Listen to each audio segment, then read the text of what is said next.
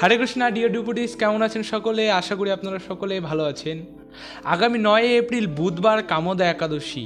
আজ আমরা এই কামোদা একাদশীর ব্রত মাহাত্ম্য কথা সম্বন্ধে জানব। আপনারা 9 এপ্রিল বুধবারে একাদশী পালন করবেন এবং পরের দিন অর্থাৎ বৃহস্পতিবারে সকাল 5:20 থেকে 9:32 মধ্যে পালন করবেন। তো চলুন কামোদা একাদশীর ব্রত মাহাত্ম্য কথা আমরা জেনে নিই। চৈত্র মাসের শুক্লপক্ষের কামোদা একাদশী ব্রত মাহাত্ম্য বরাহ পুরাণে বর্ণিত হয়েছে। মহারাজ যুধিষ্ঠির বললেন, হে বাসুদেব, আপনি কৃপা করে আমার কাছে চৈত্র মাসের শুক্লপক্ষের একাদশীর মহিমা কীর্তন করুন। শ্রীকৃষ্ণ বললেন, হে মহারাজ, এই একাদশী ব্রত সম্পর্কে এক বিচিত্র কাহিনী বর্ণনা করছি, আপনি এক মনে তা শ্রবণ করুন। পূর্বে মহর্ষি বলিষ্ঠ মহারাজ দিলীপের কৌতূহল নিবারণের জন্য এই ব্রত কথা কীর্তন করেছিলেন। ঋষি বলিষ্ঠ বললেন, মহারাজ, চৈত্র মাসের শুক্লপক্ষের একাদশীর নাম কামোদা। এই তিথি পাপনাশক ও পুণ্যদায়িনী। পূর্বকালে মনোরম নাগপুরে স্বর্ণনির্মিত গৃহে বিষধর নাগেরা বাস করত। তাদের রাজা ছিল পুণ্ডরিক। গন্ধর্ব, কিন্নর ও অপ্সরাদের দ্বারা তিনি সেবিত হতেন।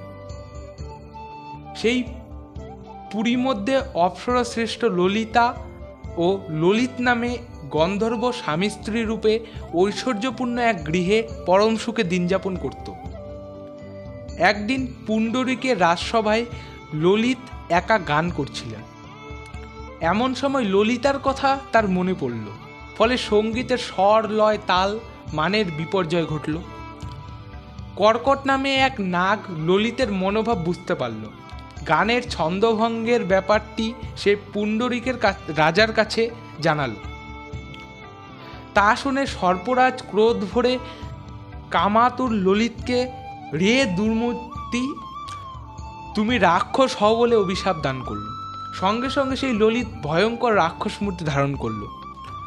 তার হাত 10 যোজন বিস্তৃত, মুখ পর্বত গুহা তুল্য, চোখ দুটি প্রজ্বলিত আগুনের মতো, ঊর্ধ্ব 8 যোজন বিস্তৃত প্রকাণ্ড এক শরীর সে লাভ করল।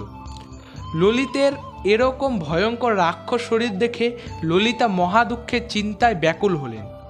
স্বেচ্ছাচারী রাক্ষস ললিত দুর্গম বনে ভ্রমণ করতে লাগল। ললিতা কিন্তু তার সঙ্গ ত্যাগ করল না। ললিত নির্দয়ভাবে মানুষ ভক্ষণ করত। এই পাপের ফলে তার মনে বিন্দুমাত্র শান্তি ছিল না।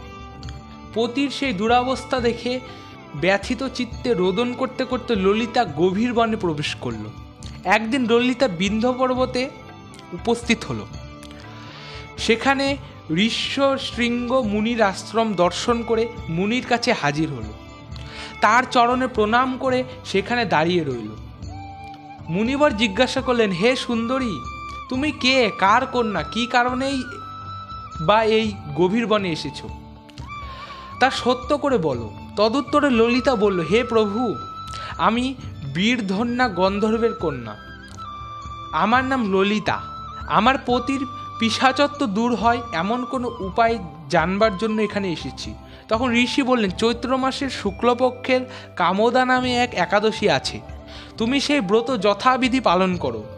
এই ব্রতের পুণ্যফল তোমার স্বামীকে অর্পণ করলে তৎক্ষণাৎ তার সমস্ত পাপ বিনষ্ট হবে। বলিষ্ঠ ঋষি বললেন, হে মহারাজ দিলীপ। মুনির কথা শুনে ললিতা আনন্দ সহকারে কামোদা একাদশী পালন করল। তারপর ব্রাহ্মণ ও বাসুদেবের সামনে পতির উদ্ধারের জন্য আমি যে কামনা একাদশী ব্রত পালন করেছি তার সমস্ত ফল আমার পতির উদ্দেশ্যে অর্পণ করলাম। এই পুণ্যের প্রভাবে তার পিশাচত্ব দূর হোক। এই কথা উচ্চারণ মাত্রই ললিত সাপমুক্ত হয়ে দিব্য দেহ প্রাপ্ত হলো। পুনরায় গন্ধর্ব দেহ লাভ করে ললিতার সাথে সে মিলিত হলো। তারা বিমানে করে গন্ধর্বলোকে গমন করল। হে মহারাজ দিলীপ, এই ব্রত যত্ন সহকারে সকলেরই পালন করা কর্তব্য। এই ব্রত ব্রহ্মহত্যা, পাপ বিনাশক ও পিশাচত্ব মোচনকারী। এই ব্রত কথা শ্রদ্ধাপূর্বক পাঠ ও শ্রবণে বাজপেয় যজ্ঞের ফল লাভ হয়। হরে কৃষ্ণা, আপনারা অবশ্যই এই একাদশী পালন করবেন। আবার নতুন কোনো ভিডিওতে আপনাদের সঙ্গে দেখা হবে। ততক্ষণ ভালো থাকবেন, সুস্থ থাকবেন। হরে কৃষ্ণা, হরি বল।